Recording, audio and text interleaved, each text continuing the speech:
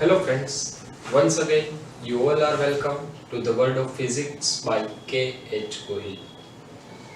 આગળના લેક્ચર્સની અંદર આપણે અવરોધને, ઇન્ડક્ટરને અને કેપેસિટરને એસી વોલ્ટેજ લાગુ પાડીએ તો તેમાં પ્રવાહ અને વોલ્ટેજના કડા તફાવત તથા તેમના ફેઝર ડાયાગ્રામની આપણે વાત કરેલી છે, જેની અંદર કેટલાક મુદ્દાઓ હું તમને અહીંયા ફરીથી રિપીટ કરું છું. જો એના વિશે ડિટેલમાં ખ્યાલ ના હોય તો આગળના લેક્ચર્સ જોઈ અને ત્યાર પછી આ લેક્ચરની શરૂઆત કરવી, જેથી તમને આગળના તમામ પોઈન્ટ ક્લિયર હશે તો આ લેક્ચર સમજવામાં સરળતા રહેશે. તો આગળના લેક્ચરના કેટલાક અગત્યના મુદ્દાઓ છે, એ મુદ્દાઓ એક વખત હું અહીંયા તમને ફરીથી રિપીટ કરી દઉં છું. માત્ર અવરોધને એસી વોલ્ટેજ લાગુ પાડવામાં આવે તો વોલ્ટેજ અને પ્રવાહ કડામાં સમાન હોય છે અથવા કડા તફાવત શૂન્ય હોય છે. જો માત્ર ઇન્ડક્ટરની વાત કરીએ તો માત્ર ઇન્ડક્ટરના એસી પરિપથમાં વોલ્ટેજ એ પ્રવાહ કરતા કડામાં π/2 જેટલો આગળ હોય છે અને માત્ર કેપેસિટર હોય તો વોલ્ટેજ એ પ્રવાહ કરતા કડામાં π/2 જેટલો પાછળ હોય છે. હવે જો આ ત્રણેય ઘટકોનું એક સાથે શ્રેણીમાં જોડાણ કરવામાં આવે તો કડા તફાવત કેટલો હોય તેની આપણે આજે ચર્ચા કરવાના છીએ અને તેના ઉપરથી કેટલાક દાખલાઓ પણ જોઈશું અને ઘણી બધી કન્સેપ્ચ્યુઅલ વાતો આજના લેક્ચરમાં કરવાના છીએ. તો શરૂઆત કરીએ LCR એસી શ્રેણી પરિપથ, જેની અંદર ઇન્ડક્ટર, કેપેસિટર અને અવરોધને શ્રેણીમાં એસી વોલ્ટેજ સાથે જોડેલા હોય. ચલો તો આજના લેક્ચરની શરૂઆત કરીએ.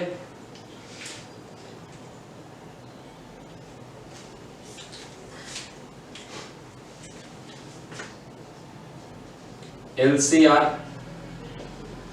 એસી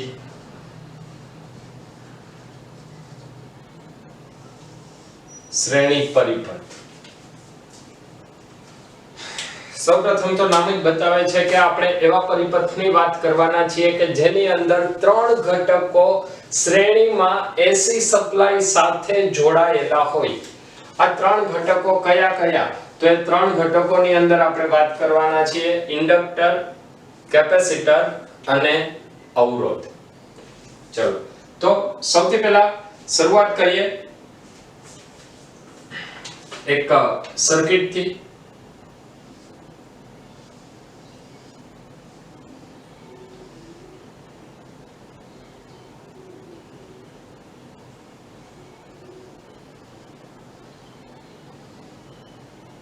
ઇન્ડક્ટર,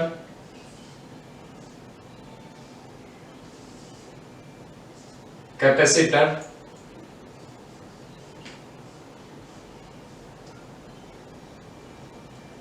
અને અવરોધ. હવે સૌથી પહેલા આપણે વોલ્ટેજનું સમીકરણ લખીએ. એસી વોલ્ટેજ લાગુ પાડેલો છે તો એસી વોલ્ટેજ માટે સમીકરણ આપણે લખીએ છીએ V Vm sin omega t, મતલબ વોલ્ટેજ એ સાઇન વિધેય અનુસાર બદલાય છે. V Vm sin omega t. જો ઇન્ડક્ટરના બે છેડા વચ્ચે વોલ્ટેજ VL હોય, મતલબ વિદ્યુત સ્થિતિમાનનો તફાવત VL હોય, કેપેસિટર માટે VC હોય અને અવરોધ માટે VR હોય, તો લાગુ પાડેલો કુલ વોલ્ટેજ V એ VL, VC અને VR ના સરવાળા બરાબર થાય. આનો મતલબ કે આપણને સૌથી પહેલું સમીકરણ મળશે એ છે V લાગુ પાડેલો કુલ voltage V VL VC VR. લાગુ પાડેલો કુલ વોલ્ટેજ V હોય તો V VL VC plus VR થશે. હવે જો આની અંદર માની લઈએ કે પ્રવાહ કંઈક કડામાં વોલ્ટેજ થી આગળ અથવા પાછળ છે, તો અહીં આપણે ફરીથી એક શરત વિચારીએ કે જો કડા તફાવત phi હોય તો જો વોલ્ટેજ અને પ્રવાહમાં કડા તફાવત phi હોય તો આપણને પ્રવાહનું સમીકરણ મળશે I Im sin omega t plus phi. આ સમીકરણ આપણે મેળવવું છે, મતલબ એની અંદર કડા તફાવત કેટલો હોય તેની આપણે ચર્ચા કરવાના છીએ. અત્યારે આપણે આ સમીકરણ એક ધારી લીધું છે, જે સમીકરણને આપણે આગળ ઉપર સાબિત કરવાના છીએ. ચલો ફરીથી આપણે જે ત્રણ વસ્તુ લીધી છે એ ત્રણ વસ્તુ માટે પહેલા સેપરેટ એક વખત ચર્ચા કરી લઈએ. તો જો માત્ર અવરોધ હોય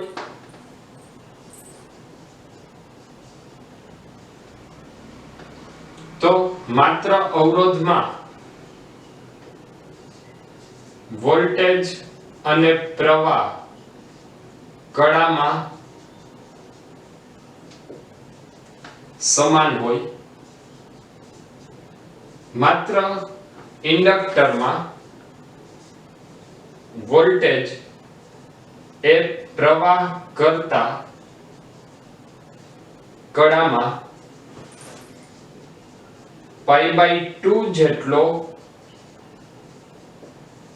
આગળ હોય અને માત્ર કેપેસિટર હોય તો વોલ્ટેજ એ પ્રવાહ કરતા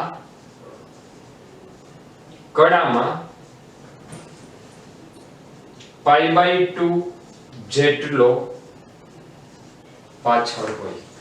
આ એક ખૂબ જ બેઝિક કન્સેપ્ટ છે જે આપણે આગળના લેક્ચરની અંદર પણ સાબિત કરી દીધું છે, વાત કરી લીધી છે. અવરોધ તો માત્ર અવરોધ તો વોલ્ટેજ અને પ્રવાહ કડામાં સમાન. માત્ર ઇન્ડક્ટર વોલ્ટેજ એ પ્રવાહ કરતા કડામાં π/2 જેટલો આગળ અને માત્ર કેપેસિટર તો વોલ્ટેજ એ પ્રવાહ કરતા કડામાં π/2 જેટલો પાછળ હોય છે. હવે જો આપણે બે છેડા વચ્ચેના મહત્તમ વોલ્ટેજની વાત કરીએ તો ઇન્ડક્ટરના બે છેડા વચ્ચેનો મહત્તમ વોલ્ટેજ, અવરોધના બે છેડા વચ્ચેનો મહત્તમ વોલ્ટેજ અને કેપેસિટરના બે છેડા વચ્ચેનો મહત્તમ વોલ્ટેજ, તો એના માટે આપણે ફરીથી લખશું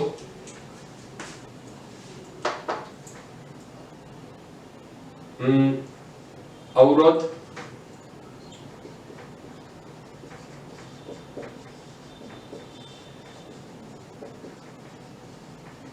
ઇન્ડક્ટર અને કેપેસિટરના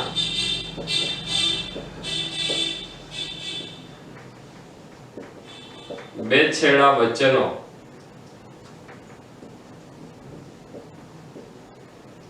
મહત્તમ પોટેન્શિયલ ડિફરન્સ VMR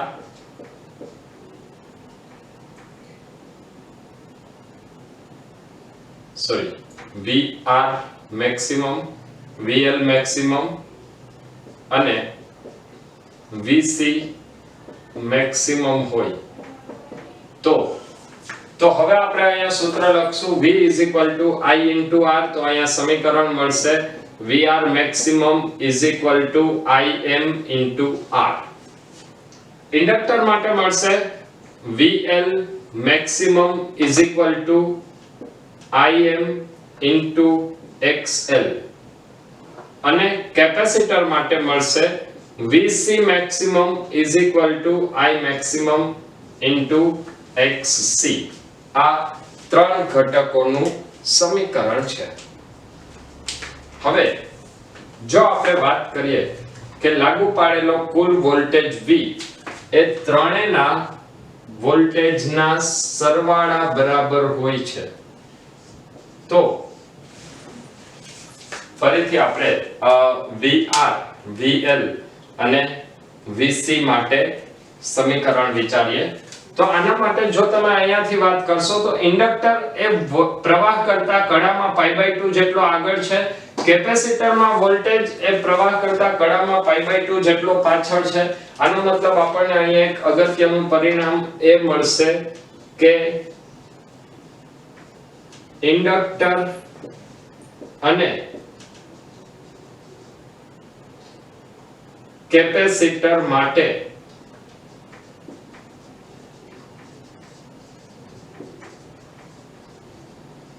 તેમના રિએક્ટન્સ ક્યાં આવશે? એક જ રેખામાં આવશે, પરસ્પર વિરુદ્ધ દિશામાં, મતલબ એક જ રેખામાં આવશે અને એક જ રેખામાં આવશે. તેથી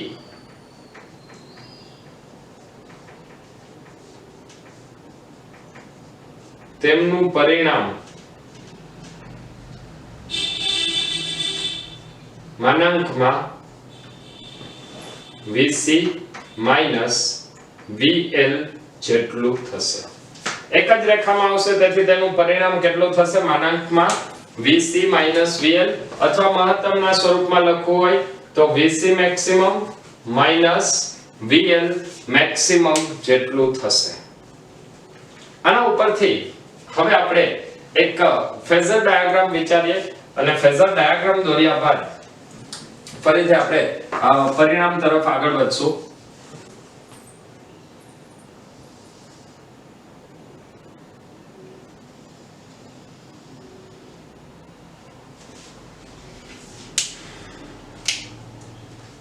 ફેઝર ડાયાગ્રામ ની અંદર સૌથી પહેલા I અને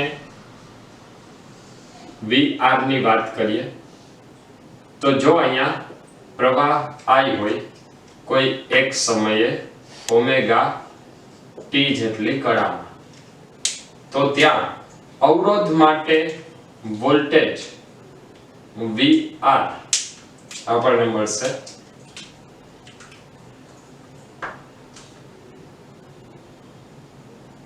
અવરોધ માટે વોલ્ટેજ અને પ્રવાહ કળામાં સમાન હોય છે.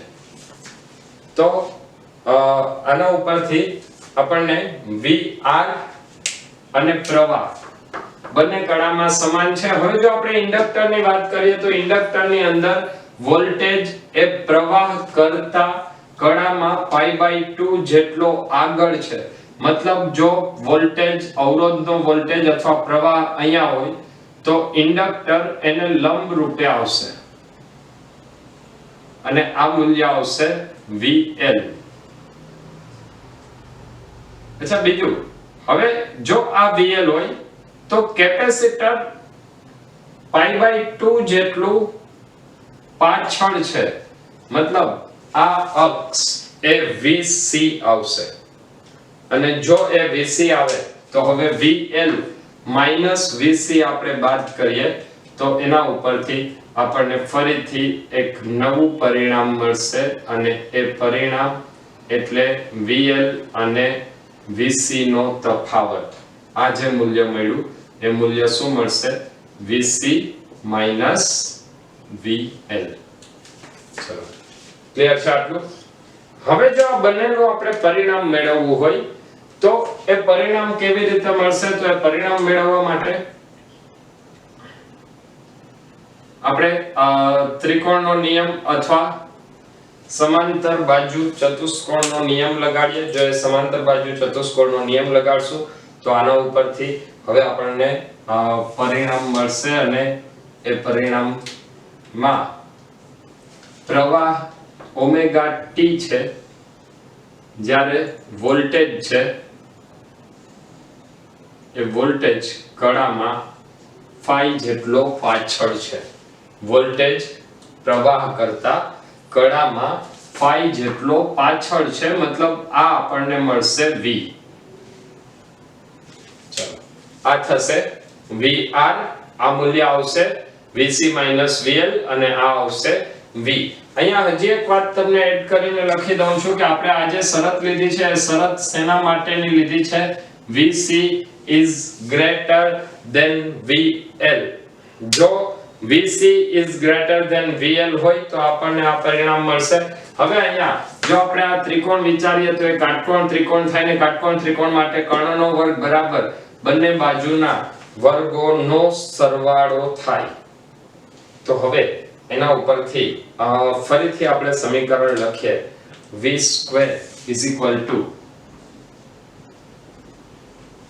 કર્ણનો વર્ગ બરાબર VR અથવા એને આપણે લખશું VR maximum square is plus VC maximum minus VL maximum square. અથવા આના ઉપરથી જો આપણે V maximum નું સૂત્ર લખીએ તો સામેનું આખું પદ વર્ગમૂળમાં લખાશે અને V maximum બરાબર આપણને પરિણામ મળશે અહીંયા VR એટલે શું થશે Im into R.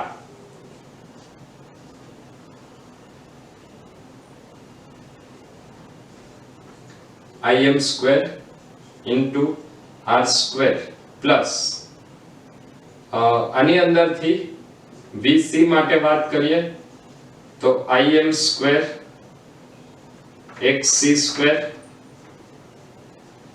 minus Im square XL Im XC minus Im XL whole square. ચલો ક્લિયર છે આટલું.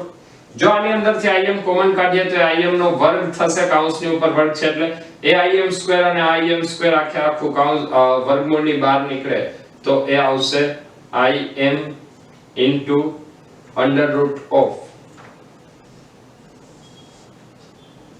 R square plus XC minus XL square Vm is equal to અથવા આ સમીકરણને Im બરાબર આપણે લખશું Im is equal to Vm divided by under root of R square plus XC minus XL square. Im is equal to Vm divided by under root of R square plus XC minus XL square. જો આ સમીકરણને આપણે Im is equal to Vm upon Z તરીકે લખીએ મતલબ આ છેદ છે એ છેદ આપણને ઇમ્પિડન્સ મળશે ને ઇમ્પિડન્સ ને આપણે દર્શાવશું Z વડે. તો ફરીથી આ સમીકરણમાં આપણે લખશું અહીં Z બરાબર under root of R square plus XC minus XL whole square અને જ્યાં Z ને ઇમ્પિડન્સ તરીકે ઓળખવામાં આવે છે. ઇમ્પિડન્સ એ જે આપણે ડીસી પ્રવાહમાં અવરોધની જે ટર્મ વ્યાખ્યાયિત કરીએ છીએ એવી જ એસી પ્રવાહની અંદર ટર્મ આવશે અને એ છે ઇમ્પિડન્સ. તો આના ઉપરથી ફરીથી આપણને સમીકરણ મળશે Im is equal to Vm by Z. Im is equal to Vm by Z. આ આપણે LCR AC શ્રેણી પરિપથ માટે સમીકરણ મેળવ્યું. હવે આ સમીકરણ મેળવ્યા બાદ આપણે કડા તફાવત જે છે phi જેટલો તો એ phi જેટલા કડા તફાવત ઉપરથી કેટલાક પરિણામોની ચર્ચા કરવાના છીએ અને તેના માટેનો કડા તફાવતનો આલેખ દોરી અને ફેઝરની રીતની મદદથી થોડા એવા પરિણામો મેળવશું. તો અત્યાર સુધી આપણને જે પરિણામ મળ્યું એ પરિણામની અંદર અગત્યનું પરિણામ Im is equal to Vm upon under root of R square plus XC minus XL whole square જેને છેદને આપણે ઇમ્પિડન્સ એટલે કે Z તરીકે ઓળખીએ છીએ. હવે ઇમ્પિડન્સ નું સૂત્ર મેળવ્યા બાદ આપણે થોડી એવી કડા તફાવત વિશે ચર્ચા કરીશું. તો કડા તફાવતની અંદર સૌથી પહેલા તો આપણે આ આકૃતિને ફરીથી એક અલગ રીતે એના અવરોધના સ્વરૂપમાં દોરીએ તો સૌપ્રથમ તો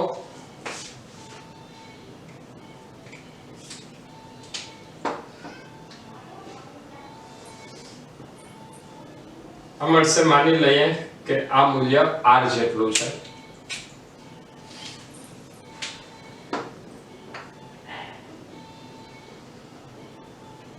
અને હું કહી દઉં છું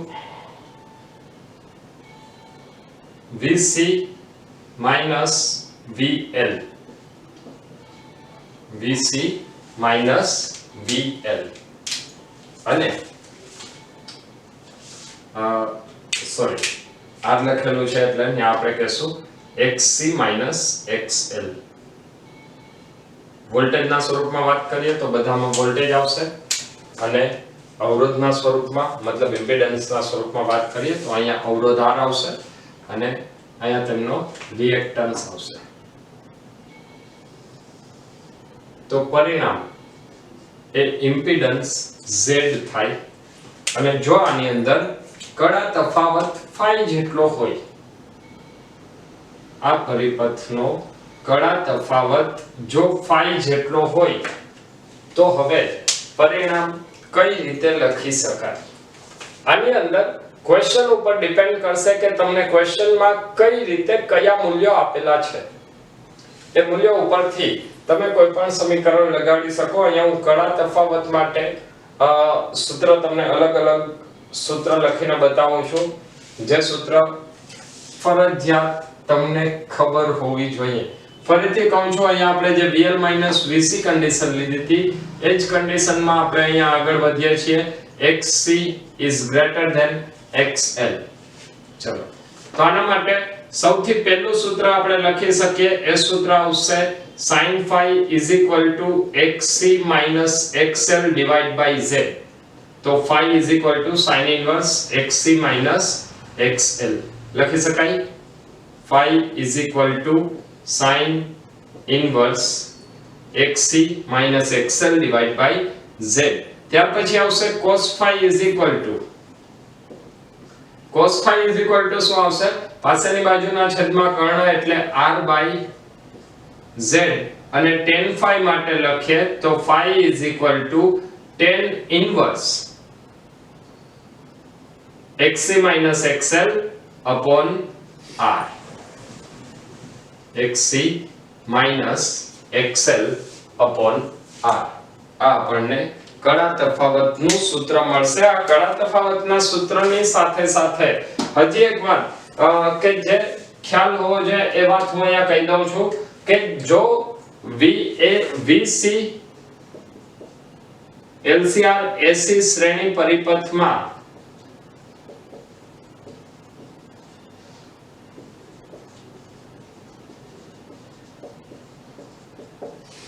કડા તફાવત કેટલો હશે?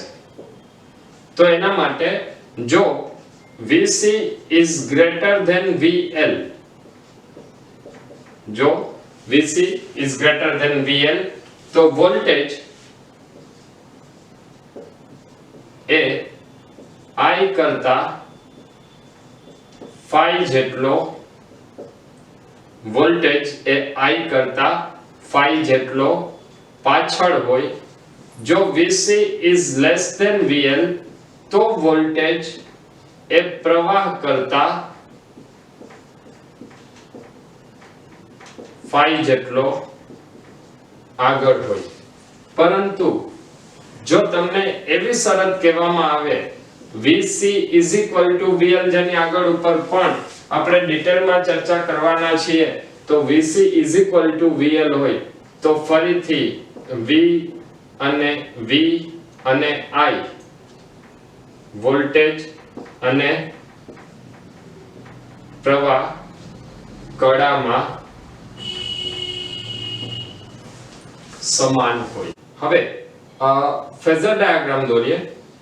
ફેઝર ડાયાગ્રામની મદદથી વોલ્ટેજ અને પ્રવાહ વચ્ચેનો કડા તફાવત આપણે દર્શાવશું. તો ફેઝર ડાયાગ્રામની અંદર સૌપ્રથમ તો આપણે વોલ્ટેજની વાત કરીએ તો voltage A V is equal to V0 sin omega T અનુસાર બદલાય છે. આનો મતલબ કે વોલ્ટેજનું મૂલ્ય જો આપણે 0 થી શરૂ કરીએ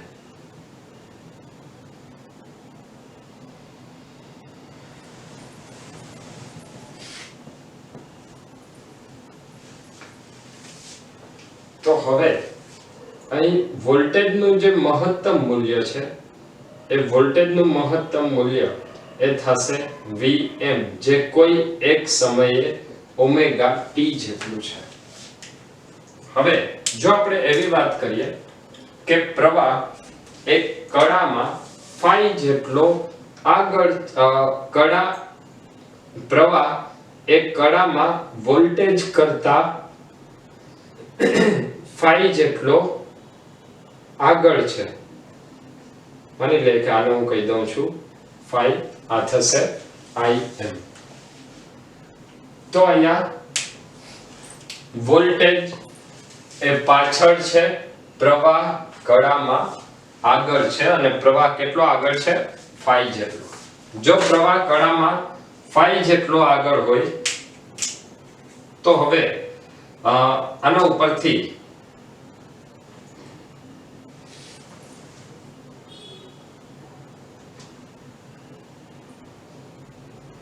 ફરીથી આપણને કડા તફાવતનો આલેખ મળશે જેની અંદર પ્રવાહને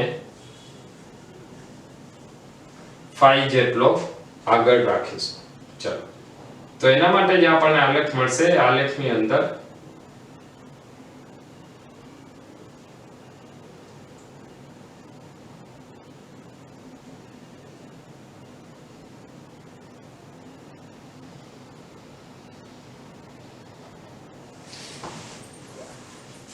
આલેખ દર્શાવે છે કે જેમાં આ વોલ્ટેજ થશે અને આ પ્રવાહ છે, તો એ બંને વચ્ચેનો કડા તફાવત ફાઈ જેટલો છે. અચ્છા, આ બંને વચ્ચેનો કડા તફાવત હવે જો આપણે દર્શાવવો હોય તો વોલ્ટેજ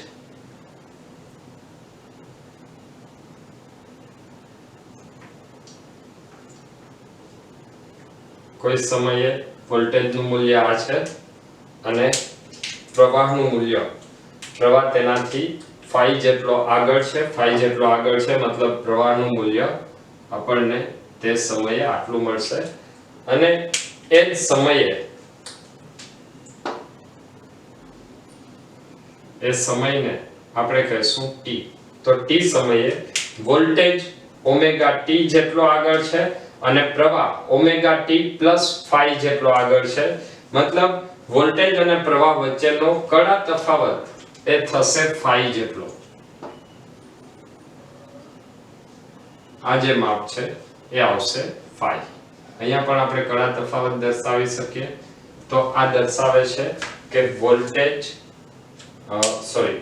પ્રવાહ વોલ્ટેજ કરતા કડામાં ફાઈ જેટલો આગળ છે.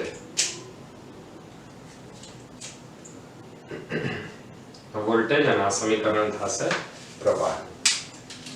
હવે LCR એસી શ્રેણી પરિપથ માટે ફેઝર ડાયાગ્રામ દોર્યા બાદ ફરીથી આ શરત એક વખત જોઈ લે. જો VC VL હશે તો વોલ્ટેજ એ પ્રવાહ કરતા ફાઈ જેટલો પાછળ થશે. જો VC VL તો વોલ્ટેજ એ પ્રવાહ કરતા ફાઈ જેટલો આગળ અને VC VL તો ત્યાં વોલ્ટેજ અને પ્રવાહ બંને કડામાં સમાન હશે. આ પરિણામ ગમે તે હોય, અહીંયા કોઈ ફેર પડશે નહીં.